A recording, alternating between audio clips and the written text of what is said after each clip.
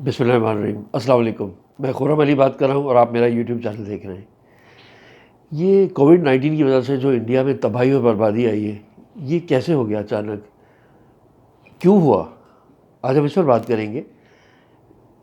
Secular India, जो इस ज़माने में अपने आप को सेक्युलर कहता था, और इंडियंस बड़ी प्राउडली कहते थे कि India is the pharmacy of the world, जहाँ वैक्सीन्स भी बहुत ही बड़ी तादाद में प्रोड्यूस होती थी और जहाँ पर दवाएँ भी, मेडिसिन्स भी। तो वहाँ ऐसा क्या हुआ कि आजकल हज़ारों की तादाद में लोग वहाँ पर डेली बेसिस पे मर रहे हैं। अगर आज की बात करें तो आज 8 मई 2021 को इंडिया की लेटेस्ट अपडेट ये है कि 4000 से ज़्यादा लोगों की आज के दिन एक्सक्यूज़ मी अमवात हुई है और 4 लाख से ऊपर लोग पॉजिटिव टेस्ट हुए हैं। Pharmacy of the world, pharmacy of the world में ये क्या हो गया कि वहाँ पर कोविड-19 की वैक्सीन्स की प्रोडक्शन भी पूरी ना हो सकी, हॉल्ट हो गई, और ऑक्सीजन जैसी चीज़ की कमी हो गई। इतनी कमी वाक़ई हुई कि लोग बेचारे सड़कों पे मर रहे हैं, तड़प-तड़प के मर रहे हैं, सफोकेट हो रहे हैं, और शमशान घाट में जगह भी नहीं है। तो ये अचानक क्या हुआ? एक शेर याद आ रहा है मुझे, वक्त करता है परवरिश बरसों, वक्त करता है परवरिश बरसों, हादसा एकदम नहीं होता। नरेंद्र मोदी के इंडिया के साथ भी कुछ ऐसा ही हुआ है। ये उस वक्त शुरू हुआ जब नरेंद्र मोदी अपना दूसरा इलेक्शन जीत कर आया, सेकंड टर्म, और किस स्लोगन पे कि पाकिस्तान को तबाह कर देंगे, घुस के मारेंगे और मैं चौकीदार हूँ, और ये चेस्ट थम्पिंग और एरोगेंस और रिलीजियस एक्सट्रीमिज़म, इनकी बेसिस पे वो इलेक्ट होकर वज़ीर आज़म बना। और फिर आते ही उसने पाकिस्तान को धमकियाँ देनी शुरू की, लाइन ऑफ कंट्रोल को हॉट कर दिया, और इसके साथ साथ बालाकोट 2019 की फरवरी में बालाकोट में उसने बग़ैर किसी रीज़न के जारियत की। उनके जहाज़ आए और उन्हें बॉम्बिंग की पाकिस्तान के एरिया में, और हमारा नुकसान आपको पता है क्या हुआ? एक अदद कौवा और 2 या 3 पाइन ट्रीज़, चीड़ के दरख्त। लेकिन उसके बदले में पाकिस्तान ने फ़ौरन 27 फरवरी को दिन की रोशनी में इंडिया के 2 फाइटर जहाज़, जिनमें एक मिग भी शामिल था, 2 फाइटर प्लेन मार गिराए डॉग फाइट में, और उनके 2 पायलट कैप्चर किए, जिनमें से एक अभी तक हमारे पास कैद में है। मोदी यहाँ पर नहीं रुका, बल्कि वो और आगे बढ़ा और उसने अपने जितने भी नेबर कंट्रीज़ थी, यानी पाकिस्तान से तो उनकी टेंशन चल ही रही थी, नेपाल, बांग्लादेश, श्रीलंका, भूटान, सिक्किम, हर किसी से मसले शुरू किए, और इन सब के ताल्लुकात इंडिया से बहुत ही ज़्यादा ख़राब हो गए, और ये सब एक-एक करके आहिस्ता आहिस्ता चाइना की तरफ बढ़ने लगे due to these bad policies of Narendra Modi. फिर इसने क्या किया कि कश्मीर में जुल्म की एक नई दास्तान लिखी, कत्ल गारत शुरू किया। अब वहाँ पर इसने अपने लाखों फ़ौजी और भेजे, और लोगों को पैलेट्स आँखों में मारे, बहुत कश्मीरियों को शहीद किया।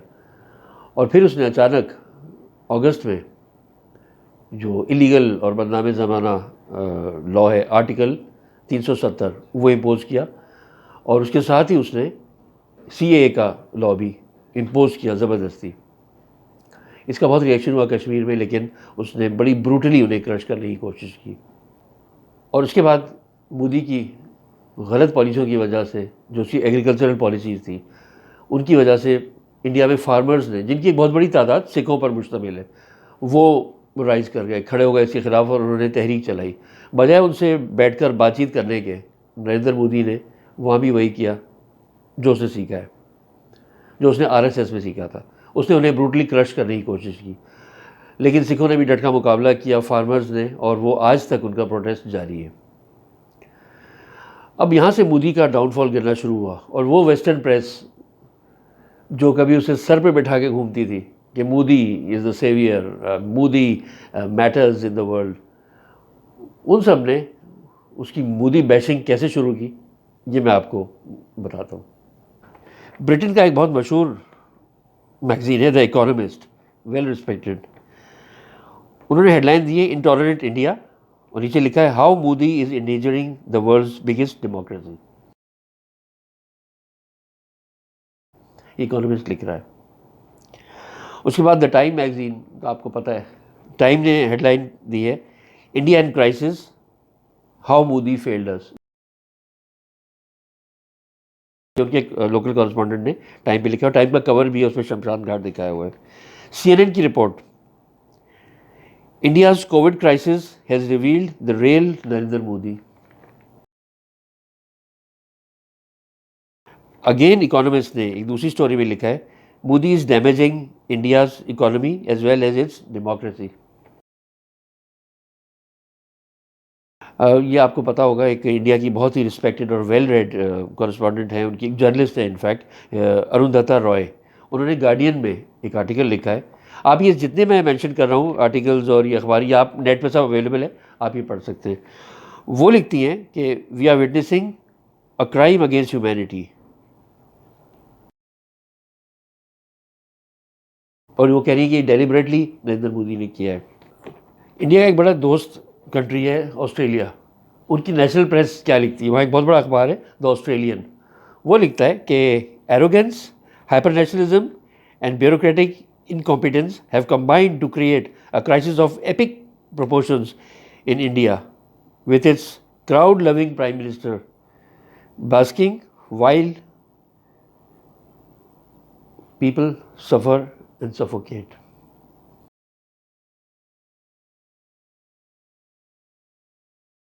यही ऑस्ट्रेलिया एक दूसरे आर्टिकल में लिखता है, उसकी हेडलाइन में आपको बताता हूँ, Modi leads India into viral apocalypse.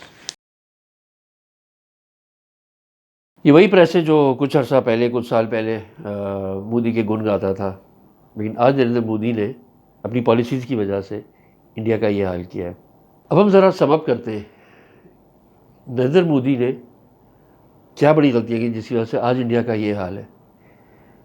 India कोविड-19 की सिचुएशन को बिल्कुल हैंडल नहीं कर पा रहा है और टोटली कोलैप्स हो चुका है इनका हेल्थ केयर सिस्टम।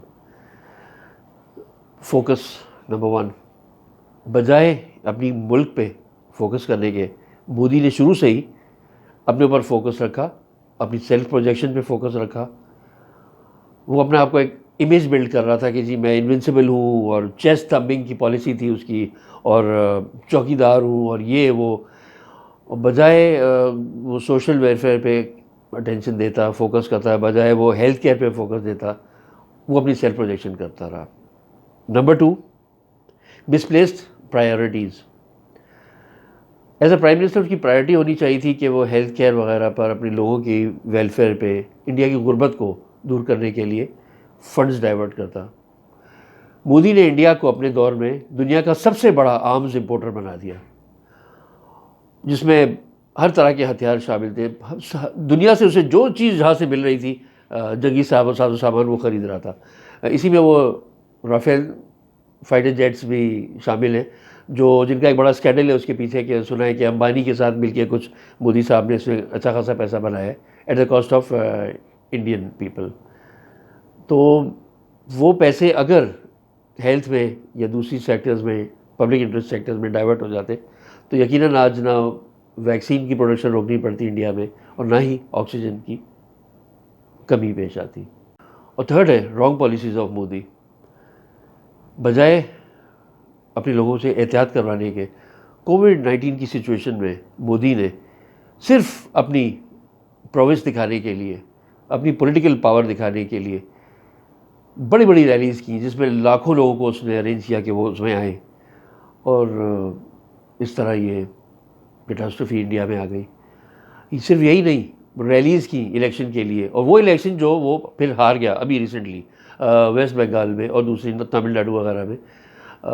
इसके अलावा मोदी ने कुंभ मेला, जो इनका एक सालाना होता है, शायद एक मेला होता है, इसमें लाखों लोग आकर जो रिवर है उसमें नहाते, लाखों लोग, करोड़ों लोग, उसने एक सर्टन सेक्शन ऑफ रिलीजन को, लोगों को खुश करने के लिए उन्हें भी अलाउ किया, और यहाँ से फिर कोरोना ऐसा फैला है कि अब तक वो कंट्रोल में नहीं आ रहा। तो ये उसकी कुछ पॉलिसीज़ थी। बजाय नेशनल इंटरेस्ट को देखने के, मोदी ने पॉलिटिकली भी अपने आप को ज़िंदा रखने के लिए ये सब चीज़ें की। और आज एक मासूम Indian national, Indian citizens Modi की गलतियों की वजह से अपनी जान से हाथ धो रहे हैं और सफ़र कर रहे हैं। इजाज़त दीजिए, मेरे आज के व्लॉग पे कमेंट ज़रूर कीजिएगा और लाइक कीजिए, शेयर कीजिए, सब्सक्राइब कीजिए। अल्लाह हाफ़िज़, अंटिल नेक्स्ट वीडियो आपसे मुलाकात होती है।